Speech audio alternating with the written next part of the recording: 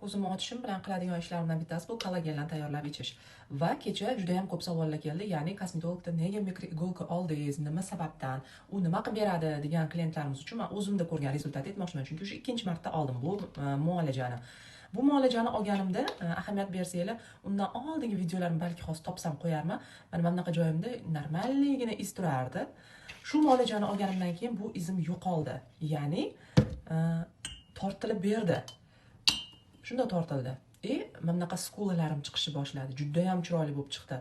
Yuzim mana bunaqa tepaga tortilganini his qildim. Eng asosiysi meni qiynab keladigan narsa bu yuzimda mayda naqalarim bor, po'ralarim bor. O'sha po'ralarim kichrayganini his qildim. Shuning uchun yana oldim. Mikroiголкani vazifasi bu yuzda kollagenni yaxshi ishlab chiqarish uchun qilinadigan.